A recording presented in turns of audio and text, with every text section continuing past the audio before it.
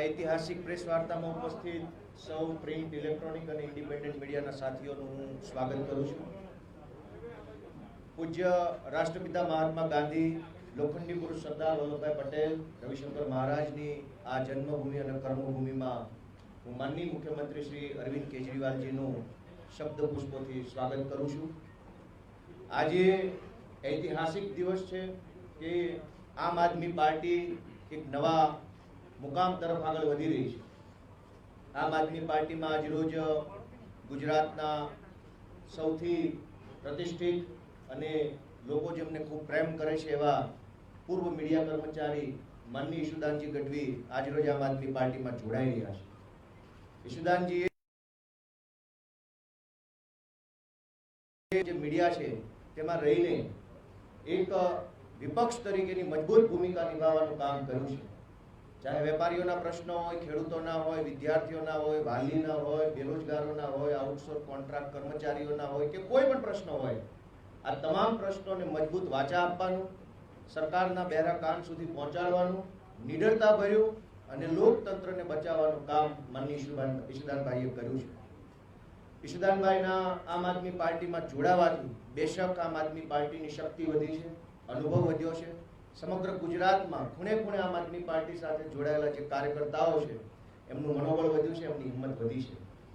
माननीय ईशुदानभाईए जे राजनीति में जोड़ावानो अने आम आदमी पार्टी ने पसंद करवानो जे निर्णय लीधो छे ए बदल आम आदमी पार्टी ईशुदानभाईनुं आम आदमी पार्टी परिवार में स्वागत करे छे।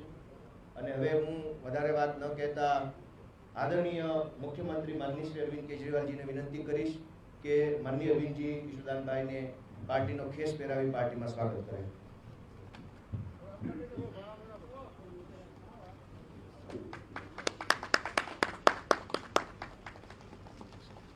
स्वागत है आपका। Thank you. Welcome to the party. Thank you.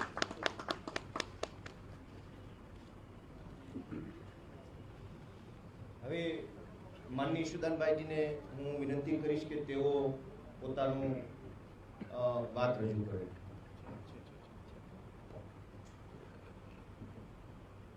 जय माता जी, जय श्री कृष्ण। मंचस्थ विराजमान लोकप्रिय मुख्यमंत्री दिल्लीना अरविंद केजरीवाल जी, प्रदेश अध्यक्ष आम आदमी पार्टी माननीय गोपाल इटालिया जी, प्रभारी श्री गुलाब सिंह यादव जी, संगठन मंत्री मनोज सोरठिया जी, सौ आम आदमी पार्टी कार्यकरो और पत्रकार भी। मित्रों, मैं छेल्ला 15-16 वर्षथी मारी पत्रकारितानी कारकिर्दीमां मैं क्यारे लोकोनो अवाज उठावવાનો प्रयास કર્યો, ક્યારે એવું વિચાર્યું નહોતું કે હું પણ એક દિવસ આ સ્ટેજ ઉપર હોઈશ અથવા તો આવી મારી કોઈ મહેચ્છા નહોતી। વર્ષોથી એક પત્રકાર તરીકે દિલથી લોકોની સેવા કઈ રીતે થઈ શકે, લોકોને કઈ રીતે વધુ આપણે લાભ અપાવી શકીએ એ આપણે ઇલેક્ટ્રોનિક મીડિયાની તાકાતથી જેટલો પણ પ્રયાસ કર્યો એટલું મેં કરવાનો પ્રયાસ કર્યો। એક સમય એવો આવ્યો કે દરેક નિર્ણયમાં મેં અત્યાર સુધી વાલીઓના મુદ્દા હોય, મહિલાઓના મુદ્દા હોય, કોન્ટ્રાક્ટ કર્મચારીઓના મુદ્દા હોય, વેપારીઓના મુદ્દા હોય, ખેડૂતોના મુદ્દા હોય, બેરોજગારોના મુદ્દા હોય, ખૂબ ઉપાડે કોશિશ કરી કે આપણે આમાંથી કંઈક લાભ થાય। પરંતુ કેટલીક સ્થિતિ એવી આવતી હતી કે લોકોની અપેક્ષાઓ વધતી ગઈ। ઈશુદાનભાઈનો મુદ્દો પહોંચાડી દેજો, ઈશુદાનભાઈ આટલું કરાવી શકશે અને આપણે બધા જાણીએ છીએ પત્રકારની એક લક્ષ્મણ રેખા હોય કે આપણે બતાવી શકીએ પરંતુ એને ઇમ્પ્લિમેન્ટ કરવાનું કામ તો બસ મેં કર્યું સરકારનું કરશે। માફ કરજો, માસ્ક મારે ઉતારવું પછી આવાજ સારો નથી આવતો એટલા માટે। એટલે કારણ કે જયારે માસ્કની આપણે સલાહ આપતા હોઈએ પછી આપણે કહીએ તો એ પણ સારું નહીં। વ્યક્તિ હંમેશા જેવો હોય તેવો જ રહેવો જોઈએ। રાજનીતિ હોય, પત્રકાર હોય કે કોઈ અન્ય વ્યવસાયમાં હોય, આપણું ઉદ્દેશ્ય, આપણું લક્ષ્ય સમાજ સેવા હોવું જોઈએ। અને મિત્રો, જ્યારે ગુજરાતની જનતાએ અઢળક મને પ્રેમ કર્યો, જનતાનું જેટલું ઋણ ચૂકવું એટલું ઓછું છે અને પછી મેં વિચાર કર્યો કે હવે મારે બમણી મહેનત કરવી પડશે, બમણી મહેનતથી જોડાવવું પડશે. તો અહીંયા તો લક્ષ્મણ રેખા હતી, આપણે સમજીએ છીએ પ્રિન્ટ મીડિયામાં આપણે લખીએ કે ઇલેક્ટ્રોનિકમાં બતાવીએ, પણ તો નિર્ણયો આપણું બંધારણ એવું કહે છે કે નિર્ણયો લેવાની શક્તિ તો રાજનેતાઓમાં જ છે, રાજકારણમાં જ છે. પ્રજાને સુખાકારી આપવાના નિર્ણયો એ હંમેશા એ રાજનીતિ અથવા તો રાજકારણ અથવા તો એક બંધારણ રીતે હોદ્દાદારો પદાધિકારીઓ અધિકારીઓ છે એની જવાબદારી છે. ભ્રષ્ટાચાર મુક્ત ગુજરાત બનાવવાની આપણે મુહિમ છે, ખૂબ સહયોગ મળ્યો, પણ અલ્ટિમેટલી વસ્તુ આવી ત્યાં ઉભી રહેતી હતી કે થતું હતું એટલું થતું હતું, પણ પછી આવાજ નહોતું થશે. અને એટલા માટે મેં આ રાજકારણમાં આવવાનું નક્કી કર્યું. મિત્રો, પહેલા પણ મારો ઉદ્દેશ્ય સમાજ સેવા હતું, આજે પણ છે અને ભવિષ્યમાં પણ છે. હું વારંવાર કહું છું, કઈથી લઈ કઈ નથી જવાનું. કબીર સંત કબીરની એક વાચના વાક્ય રચના જે ખરેખર મને ખબર નહીં ઇન્ટેલેક્ચ્યુઅલ લોકો પણ સમજી શકશે, મને આનંદ થશે કે જબ તું આવ્યો इस जगत में जब हंसे तू रोए पर ऐसी करनी करके चलो कि તું હસે જગત. જ્યારે સૃષ્ટિ ઉપર આપણે આવીએ છીએ ત્યારે જન્મ થાય છે બાળકનો, તો પેડા વેચાતા હોય પણ જીવ રડતો હોય છે. એવા કામ કરી જઈએ કે જ્યાં એ દુનિયા રોતીઓના આપણે નીકળતા હોઈએ. એટલે વાત આવી આટલી જ હતી કે મારે કંઈક કરવું પડશે. તો કરવું કઈ રીતે પડશે? જયારે હું પોલિટિકલ નેતાઓને વાત કરતો આ કરવું છે, આ કરવું છે, તમે તો ખાલી ટીવી ડિબેટમાં બરોબર છે, પરંતુ પ્રજા બધી સુખી છે, અમે ચૂંટણીઓમાં જીતી જઈએ છીએ. હા, એટલે મને બહુ પીડા થતી હતી કે હવે પ્રજાનું શું થશે, સામે પડશે. મિત્રો, જયારે હું ઈમાનદારીની વાત કરતો, ઈમાનદારી રાજનીતિની વાત કરતો અને ઈમાનદારી પૂર્વક રાજનીતિ હોવી જોઈએ એની વાત કરતા હોઈએ, ત્યારે સ્વાભાવિક છે કે મારે એ રાજનીતિનો અભિન્ન અંગ બનવું પડે. ગંદકી સાફ કરવા માટે, સિસ્ટમમાં ગંદકી સાફ કરવા માટે આપણે ઉતરવું પડે. તમે વિચાર કરજો. એટલા માટે મેં આમ આદમી કેમ વિચાર કર્યો છે? સાહેબ, આઈઆઈટીમાં એડમિશન લેવું ને એ વિદ્યાર્થીઓનું સપનું હોય છે. એડમિશન મળી ગયું, નોકરી મળી ગઈ, પોતપોતાના સ્વાર્થમાં આપણે કામ કરવા માંડીએ, કરીએ છીએ. એનાથી અટકે યુપીએસસી પરીક્ષા પાસ કરવી એટલે એ તો એક મોટું સપનું હોય છે. એ પણ પાસ થયા પછી જોઈન્ટ ઇન્કમ ટેક્સ કમિશનરની જયારે પ્રજાની, અને એ પહેલા પણ મેક્સેસ એવોર્ડ જેમને મળ્યો છે. જો ઈમાનદારીની વાત કરતા હોઈએ તો આપણે પાર્ટી પણ એવી વિચારવી પડે, એવા જ લોકો સાથે જોડાવવું પડે કે જેનું ઉદ્દેશ્ય, જેનું લક્ષ્ય માત્ર સમાજ સેવા હોય. અરવિંદજી, હું અરવિંદજીની વાત કરી રહ્યો છું કે એમને બધું છોડી સાહેબ અને જનતાની સેવામાં આવી ગયા. નહીં તો એને શું ઘટતું? કારણ સરકારી નોકરી મળે બધા પોતાની બ્યુરોક્રેટ્સ હતા, પણ છતાંય ઈશ્વર ધાર્યું વધારે કંઈક સારું કરાવવું છે. અને એટલા માટે દિલ્હીમાં જુઓ તમે, પૂર્ણ રાજ્ય નથી, છતાં એમણે જે કોશિશ કરી, એજ્યુકેશન, હેલ્થ, હું ખૂબ જ એનાથી ઇમ્પ્રેસ થઉં છું.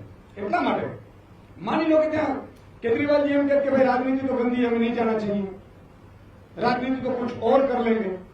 तो આજે દિલ્હીના લોકોને એ ફ્રી એજ્યુકેશન, સારા એજ્યુકેશનની સ્કૂલો ના મળે. આજે દિલ્હીના લોકોને મોહલ્લા ક્લિનિક ના મળે. આજે બીજી સરકાર આવી જાય, ફલાણી જાય તો બીજી આવી જાય. અને એટલા માટે સાહેબ ગુજરાત ઇતિહાસ બદલવા જઈ રહ્યું છે. ગુજરાતમાં આપણે નક્કી કર્યું છે કે લોકો એમ કહેતા હતા કે સુદાનભાઈ વાત સાચી, મતદાનની વાત સાચી, મતદાન કોને કરીએ, વિકલ્પ તો જોઈએ. આજે હું લોકોને આહવાન કરું છું, ગુજરાતના લોકોને, કે એક ઈમાનદાર વિકલ્પ તમારી સામે ઉભો છે અને એ ઈમાનદારીમાં અમે ખરા ઉતરવાનો પ્રયાસ કરીશું સાહેબ. 2-5% કદાચ મને ખબર નથી વાયદાઓ કરીએ પૂરા થાય કે ન થાય, પણ બનતી કોશિશ એવી કરીશું કે રાજનીતિમાં જે ગંદકી છે એને સાફ કરવાની કોશિશ કરીશું. આજે બુટલેગરો,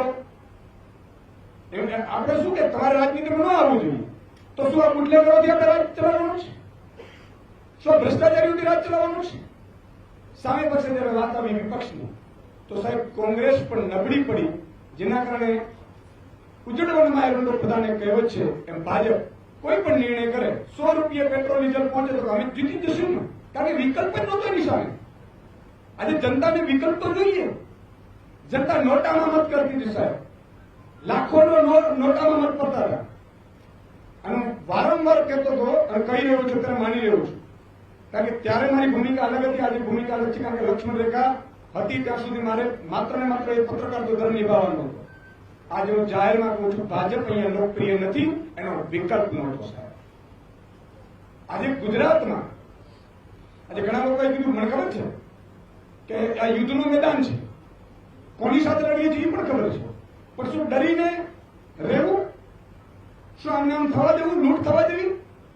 ગુજરાતને આટલો ભ્રષ્ટાચારી ઉતારી નાનો નાગરિક છે, એ ટેક્સી ચાલક હોય, રિક્ષા ચાલક હોય, બસ ચાલક હોય, ફીઝને લઈને સાહેબ 25% ફી માફી કરવા માટે ગળા છે સુકાઈ ગયા હતા. તો મારી એટલા માટે આને નિર્ણય લીધો છે. ગુજરાતની જનતાને આહવાન કરું છું કે આ નિર્ણય સંપૂર્ણ તમારા માટે છે. સ્વાર્થ માટે નિર્ણય હોઈ ન શકે. ન તો મારી અને મેં પણ જે સ્ટેટથી હું છોડીને આવ્યો છું, મને પણ સારી નોકરી હતી, સારો પદ હતું, સારો પ્રતિષ્ઠા હતી, સારી સેલેરી હતી, ઘટતું શું હતું મારા? તોય જનતાની વચ્ચે જવાનું એટલા માટે નક્કી કર્યું સાહેબ કે જનતાની અપેક્ષા એટલી વધી ગઈ હતી. અને હું છેલ્લા 4-5 દિવસમાં ગામડાઓમાં હું 20,000 લોકોને મળ્યો, પ્રયાસ કર્યો મેં. સાહેબ, લોકોનો જે પ્રેમ છે, લોકોની જે આશાઓ બંધાણી છે, ઈશ્વરને પ્રાર્થના કરી કે આશાઓ પ્રાપ્ત કરાવો છે. આજે મુદ્દો એ છે, વાત ઈમાનદાર રાજનીતિની છે. અને સૌ યુવાનોનું છેલ્લે આહવાન કરું છું, હું સૌ આમ આદમી પાર્ટીના મિત્રોનો પણ આભાર માનું છું. અને દરેક યુવાનને, મહિલાઓને, બહેનોને એ વિનંતી કરવા આવ્યો છું કે આજે તમારો ભાઈ આપણી ભાવિ પેઢી માટે, આપણા ગુજરાત માટે, આપણી ગુજરાતની અસ્મિતા માટે, ભ્રષ્ટાચાર મુક્ત ગુજરાત બનાવવા માટે, ખેડૂતો માટે, વેપારીઓ માટે, મહિલાઓ માટે સાહેબ આ મેદાનમાં ઉતર્યો છું. હવે સાથ આપજો. અને સાથ એટલા માટે આપજો કે આ પરમાર્થ માટેની લડાઈ છે, ધર્મ વિરુદ્ધ અધર્મની લડાઈ છે. સામે ગમે તેટલે હોય, મહાભારતનું યુદ્ધ થયું તો દુર્યોધનની સાથે ભીષ્મ પિતાથી માંડીને કર્ણથી માંડીને બધા હતા, પણ જીત હંમેશા ધર્મની થાય છે. આજે કૃષ્ણ છે, ગુજરાતની જનતા છે. ભલે મારે અર્જુન બનવું પડે, મને વાંધો નથી, પણ અપીલ કરું છું કે એક સાથે સહયોગ આપજો, સાથ આપજો અને તમારી આશા ઉપર ખરા ઉતરવાની પૂરેપૂરી કોશિશ કરીશું. અસ્તુ. Thank you. आभार माननीय ईश्वरदान जी. अब मैं माननीय मुख्यमंत्री महोदय जी से निवेदन करूंगा कि वो अपनी बात रखेंगे.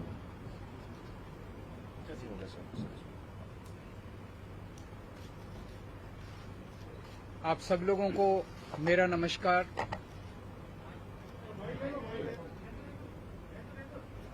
आप सब हेलो आप सबको मेरा नमस्कार. मंच पे मौजूद यशुदान भाई, गोपाल भाई, मनोज भाई, गुलाब जी और मीडिया के सभी साथीगण, सबसे पहले मैं आपको एक छोटा सा किस्सा सुनाना चाहता हूं. आज सुबह सुबह मैं दिल्ली से अहमदाबाद आया. अहमदाबाद एयरपोर्ट से जब बाहर निकल रहा था तो एक कर्मचारी ने मुझे रोका. कहता है, सर सेल्फी खिंचवानी है आपके साथ. सो उन्होंने सेल्फी खिंचवाई. फिर मुझसे पूछा कैसे आना हुआ. मैंने कहा यशुदान जी आम आदमी पार्टी ज्वाइन कर रहे हैं. कहता है अच्छा. वो कहता है यशुदान तो गुजरात का केजरीवाल है. तो यशुदान जी, गुजरात की जनता आपको बहुत प्यार करती है, आपको हीरो के रूप में देखती है. गुजरात के लोगों ने आजादी के लड़ाई में बहुत अहम भूमिका निभाई. देश के सबसे बड़े नेता गुजरात की धरती ने दिए, और केवल नेता नहीं दिए, आम लोगों ने भी आजादी की लड़ाई में बड़ी बड़ी शहादतें और कुर्बानियां दी. देश आजाद हुआ, पूरा देश रियासतों में बटा हुआ था. फिर सरदार पटेल ने बीड़ा उठाया कि देश को एक करना है. रात दिन 24 घंटे मेहनत करके उन्होंने पूरे देश को इकट्ठा किया। उसके बाद क्या हुआ? पिछले 75 साल अधिकांश कांग्रेस और बीजेपी की सत्ता की कहानी है, और आज गुजरात की जो हालत है वो बीजेपी और कांग्रेस की सरकारों की कारस्तानी है। पिछले 27 साल से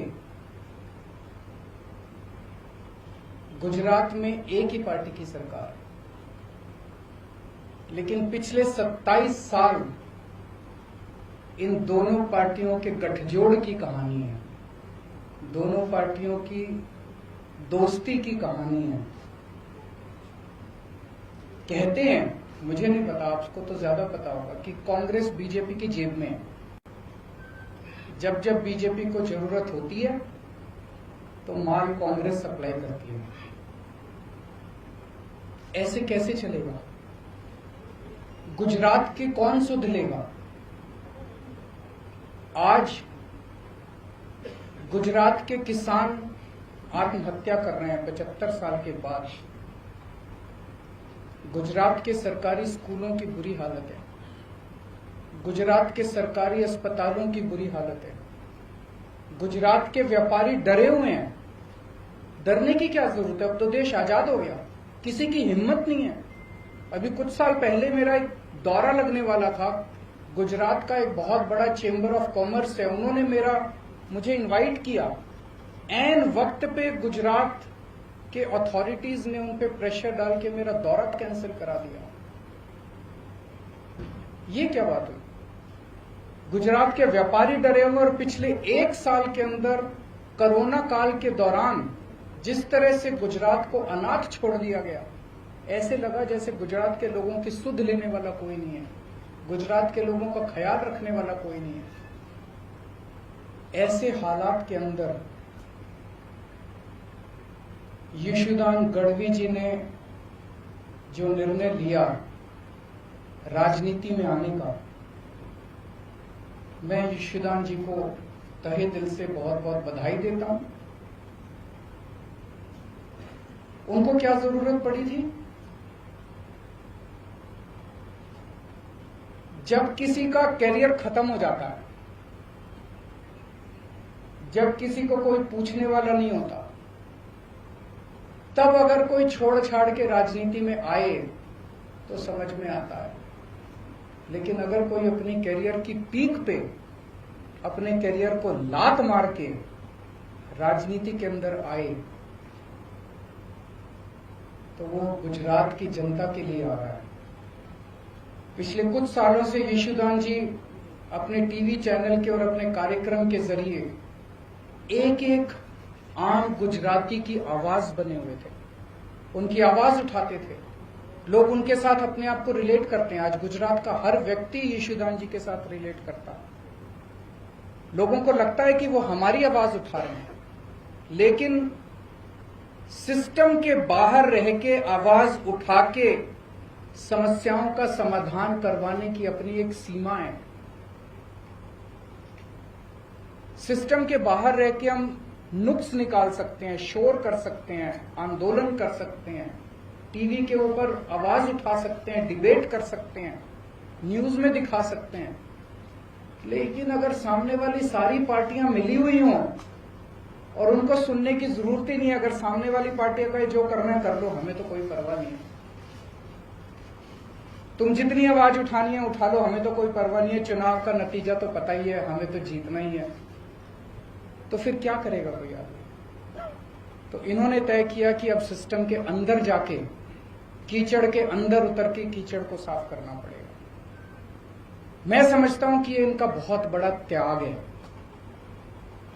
ये छोटी बात नहीं है कि अपने कैरियर के पीक के ऊपर, कैरियर के टॉप के ऊपर जब कोई आदमी बैठा है और वो अपनी कैरियर को लात मार के अगर वो राजनीति में आया है, तो मैं समझता हूं कि उन्होंने बहुत बड़ा त्याग किया है।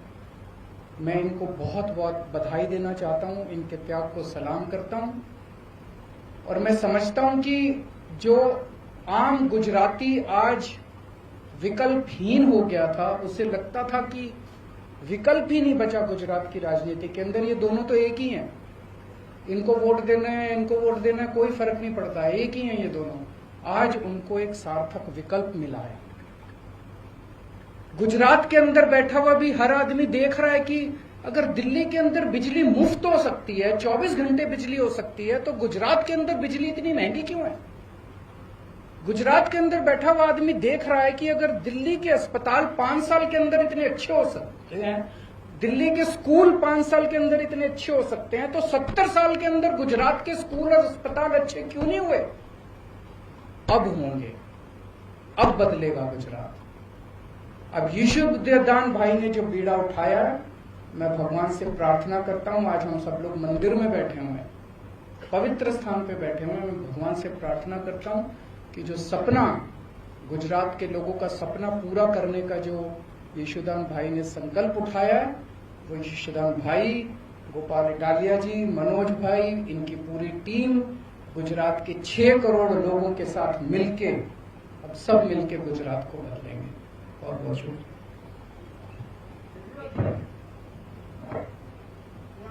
गुजरात बदलने की बात कर रहे हैं तो 2022 में असेंबली के इलेक्शन भी आ रहे हैं। आम आदमी पार्टी यहाँ की जो 182 सीट है वो सभी में कैंडिडेट खड़ा रख देगी। सभी में कैंडिडेट खड़ा करेंगे। क्या रणनीति क्या है?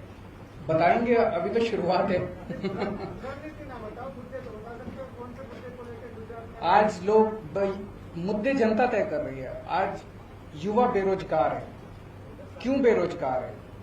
आज गुजरात के युवाओं को रोजगार क्यों नहीं मिल रहा?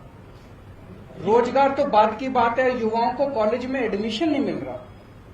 कॉलेज तो बाद की बात है, युवाओं को स्कूल के अंदर अच्छी शिक्षा नहीं मिल रही। आज किसान आत्महत्या 70 साल के बाद क्यों कर रहा है?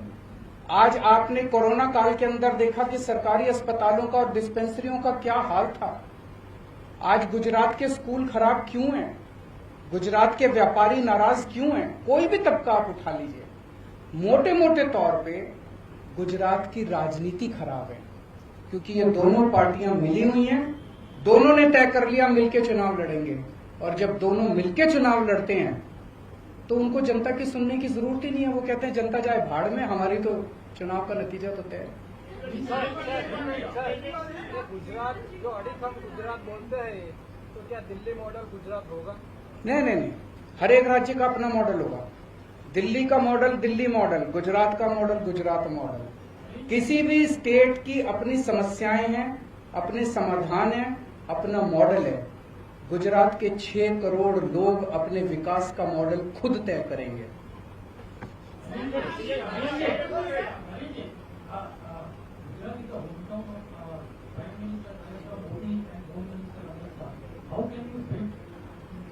How can you?